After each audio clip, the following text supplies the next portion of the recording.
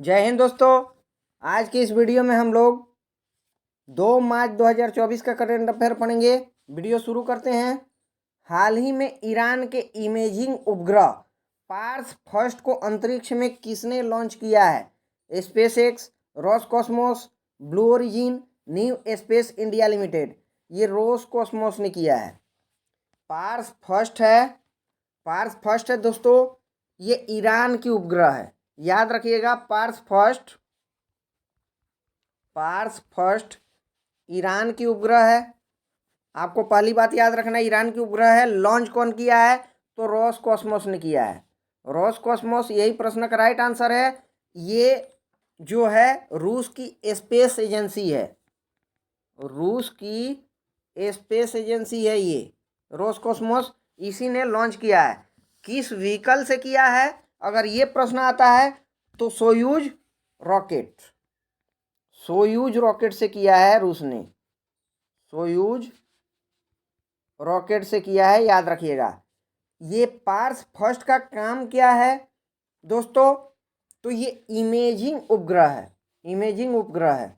आपको याद रखना है, ये इमेजिंग उपग्रह है। पृथ्वी का जो है फोटो खींचेगा जा करके, ठीक है। पृथ्वी का फोटो खींचने वाला ये तो किसने लॉन्च किया है? यही प्रश्न था, रोसकॉस्मोस ने किया है।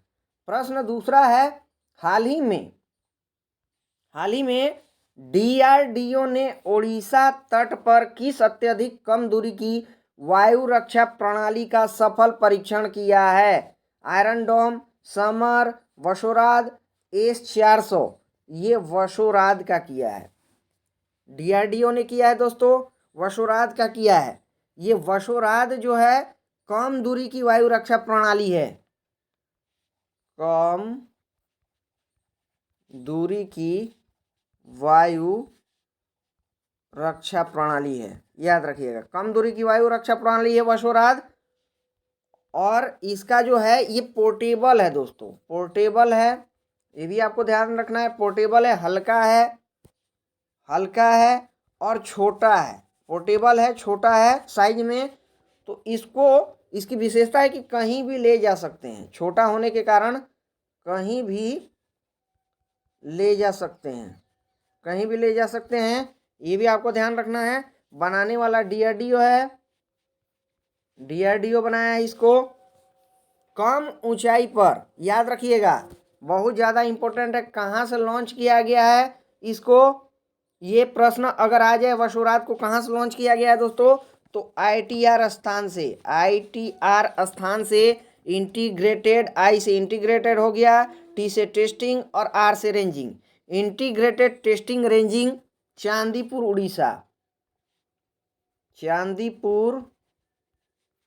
उड़ीसा, यहीं से लॉन्च किया गया है, याद रखिएगा। कम ऊंचाई पर कम दूरी पर इसका काम क्या होगा दोस्तों? कम ऊंचाई पर कम दूरी पर दुश्मन की मिसाइल को ये मार गिराएगा। कम ऊंचाई पर ही मार देगा। कम ऊंचाई और कम दूरी पर दुश्मन के मिसाइल को मार गिराएगा। याद रखना इस बात का, बहुत ज़्यादा इंपॉर्टेंट प्रश्न है। प्रश्न का हमारा उत्तर हो जाएगा दोस्तों वशोराद डीआरडीओ ने इसे मैन्युफैक्चर किया है, याद रखिएगा। चलते हैं अगले प्रश्न की ओर। प्रश्न 3 है, हाल ही में पहली बार एंटार्क्टिका की मुख्य भूमि तक किसने दस्तक दी है? Bird flu, dengue, chikungunya, hepatitis A. ये बर्ड फ्लू ने दिया है दोस्तों, बर्ड फ्लू ने दिया है। एवियन इन्फ्लुएंजा भी इसको कहते हैं। बर्ड फ्लू को क्या कहते हैं? एवियन इन्फ्लुएंजा कहते हैं। एंटार्क्टिका महाद्वीप के मुख्य भूमि तक पहुंच गया है ये बर्ड फ्लू। यहाँ पर किस स्थान तक ये पहुंचा है? डिसेप्शन द्वीप, एक स्थान पड़ता है यहाँ पर, डिसेप्शन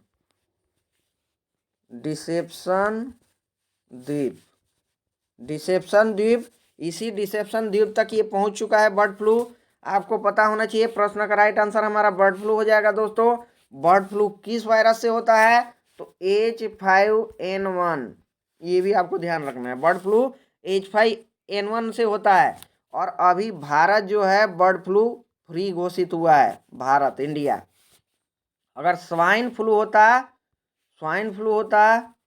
तो स्वाइन फ्लू किससे होता है? ये भी आपको ध्यान रखना है।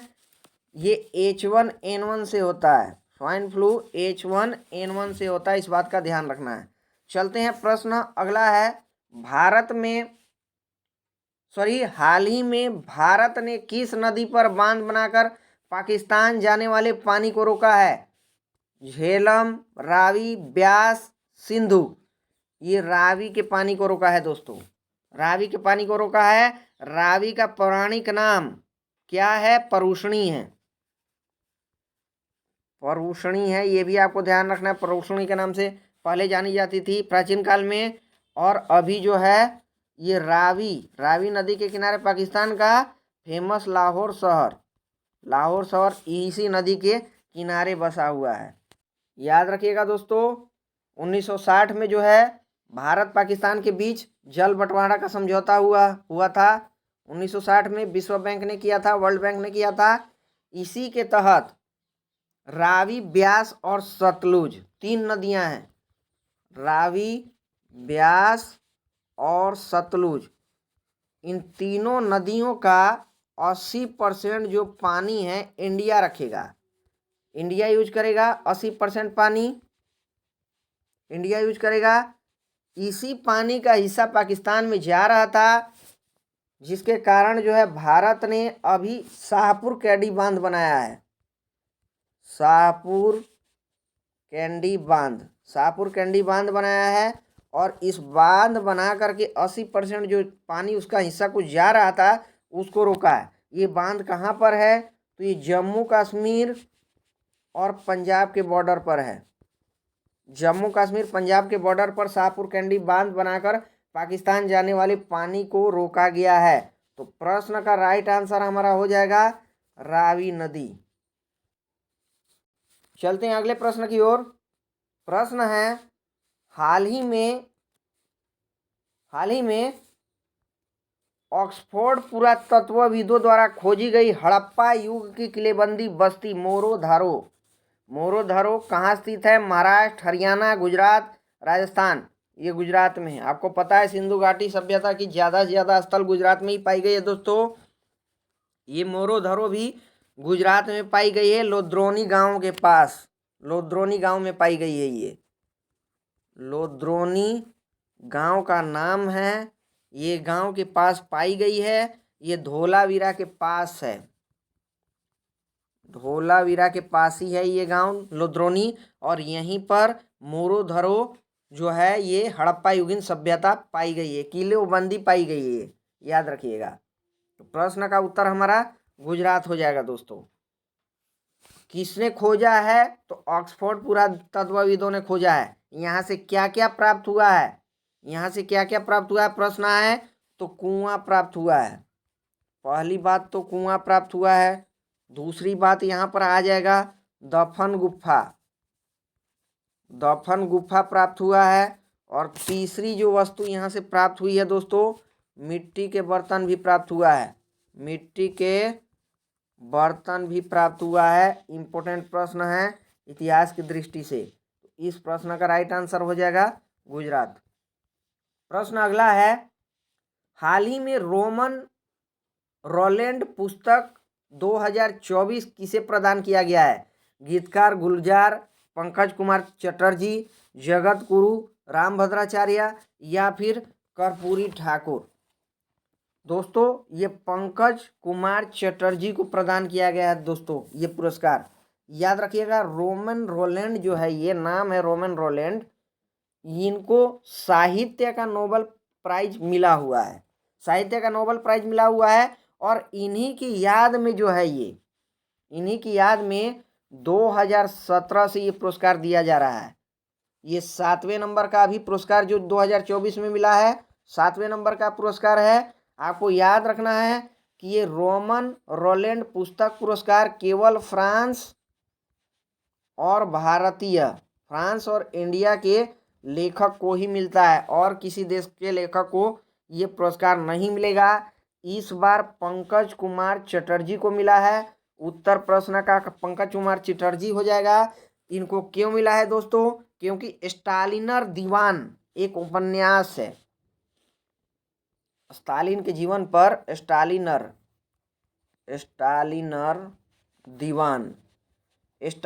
दीवान उपन्यास का बांग्ला में इन्होंने अनुवाद किया है, बांग्ला भाषा में अनुवाद किया है, इसलिए उनको पुरस्कार दिया गया है। ये स्टालिन कहाँ के थे दोस्तों? ये भी प्रश्न आ सकता है। स्टालिन जो है, स्टालिन का संबंध किस देश से है? तो यूएसएसआर से है, in United states of Soviet Russia, याद रखना है। चलते हैं प्रश्न 7 की ओर। हाल ही में भारत की पर्यावरण स्थिति रिपोर्ट 2024 कहाँ जारी किया गया है? कहाँ जारी हुई है? हिमाचल प्रदेश, उत्तराखंड, मध्य प्रदेश, राजस्थान। ये राजस्थान में जारी हुआ है दोस्तों। आपको याद रखना है कि ये IFSR नहीं है, Indian forest survey of report जो है ये देहरादून से जो प्रकाशित होता है प्रति 2 वर्ष भारत सरकार प्रकाशित करती है, ये नहीं है। ये राजस्थान से प्रकाशित हुआ है। किसने प्रकाशित किया है? CSE ने प्रकाशित किया है। सी से सेंटर हो जाएगा, centre for science and environment, इसने प्रकाशित किया है। अभी दोस्तों राजस्थान में एक संवाद चल रहा है, बहुत फेमस संवाद, अनिल अग्रवाल संवाद। अनिल अग्रवाल संवाद चल रहा है। और ये संवाद कौन करा रहा है? तो centre for science and environment करा रहा है। इसी में ये जो है प्रकाशित हुआ है, भारत की पर्यावरण स्थिति रिपोर्ट 2024 प्रकाशित हुआ है। इसकी मुख्य 3 बिंदु हैं दोस्तों, इसकी मुख्य 3 बातें यहाँ पर कहा गया है। पहली बात इसमें ये कहा गया इस रिपोर्ट में कि 122 वर्ष में 2023 ऐसा साल है जिसमें सबसे ज़्यादा गर्मी पड़ी है। 2023 में सबसे ज़्यादा गर्मी पड़ी है।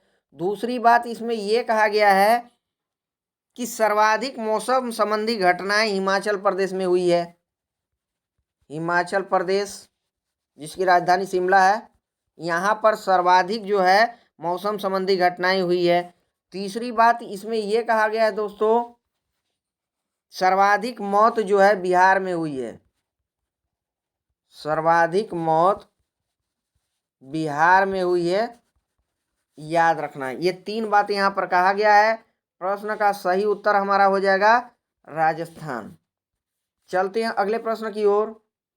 प्रश्न बहुत ज़्यादा इंपॉर्टेंट है, वेरी इंपॉर्टेंट है। हाल ही में 1 मिसाइल 1 टैंक के तहत पूर्वी कमान त्रिशक्ति कोर ने फील्ड फायरिंग अभ्यास कहाँ आयोजित किया है? सिक्किम, असम, पश्चिम बंगाल, त्रिपुरा। ये पश्चिम बंगाल ने किया है, याद रखना है। इस अभ्यास का नाम दोस्तों, इस अभ्यास का नाम फील्ड फायरिंग अभ्यास है, फील्ड फायरिंग अभ्यास इसका नाम है। आपको ध्यान रखना है इसका आयोजक कौन है, किसने आयोजन किया है इसका? तो पूर्वी कमान का त्रिशक्ति कोर, पूर्वी कमान ने आयोजित किया है, पूर्वी कमान ने। और इसमें भी त्रिशक्ति कोर ने आयोजन किया है। इस बात का आपको ध्यान रखना है। त्रिशक्ति कोर ने किया है। यह अभ्यास कहाँ पर हुआ है ये भी इम्पोर्टेंट है। पश्चिम बंगाल में तीस्ता फील्ड फायरिंग रेंज स्थान है, तीस्ता फील्ड फायरिंग रेंज पश्चिम बंगाल में, यहीं पर यह अभ्यास हुआ है दोस्तों, याद रखिएगा। प्रश्न का उत्तर हो जाएगा पश्चिम बंगाल। अगर आएगा कि इसका थीम क्या है तो 1 missile 1 tank, 1 missile 1 tank, 1 missile 1 tank इसका दीम है। चलते हैं प्रश्न 9 की ओर। हाल ही में किस देश के पूर्व प्रधानमंत्री ब्रायन मुलरोनी का निधन हुआ है?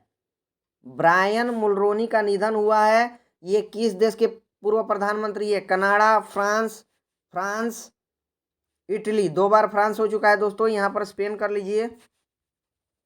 लीजिए, तो ये कनाडा के प्रधानमंत्री थे दोस्तों, कनाडा के ये प्रधानमंत्री थे, पूर्व प्रधानमंत्री हैं ये। 1984 से 1993 के बीच ये प्रधानमंत्री रहे यहाँ के, और ये 2 बार रहे हैं, 2 बार प्रधानमंत्री रहे हैं ये, 2 बार प्रधानमंत्री कनाडा के रहे हैं। याद रखना है इनका पार्टी, किस पार्टी से संबंधित थे? ब्रायन मुलरोनी जिनका निधन हुआ है, तो कंजर्वेटिव पार्टी से संबंधित थे,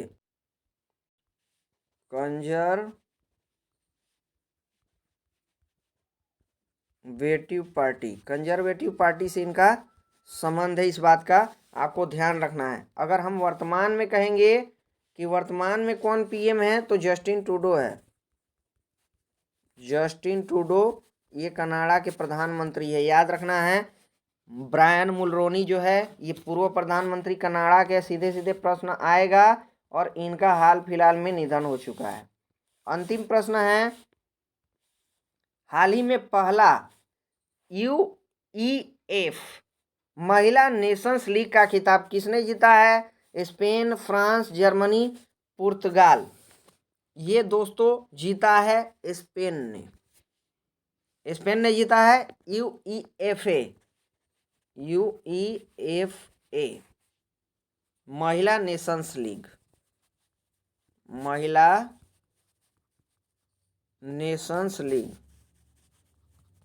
स्पेन ने जीता है। उपविजेता कौन रहा है? तो फ्रांस रहा है, याद रखिएगा इसका आयोजन कौन किया है, किस देश में हुआ है, या फिर हम कहते हैं इसको होस्ट देश कौन है, तो ये फ्रांस है। 3 देश मिलकर होस्टिंग किए इनके, फ्रांस, नीदरलैंड और स्पेन। 3 देश में इसका आयोजन हुआ है। विजेता स्पेन रहा है, उपविजेता फ्रांस रहा है। अगर हम कहेंगे कि बेस्ट प्लेयर का अवार्ड किसको दिया गया है, बेस्ट प्लेयर, तो एतेना बोनमाटी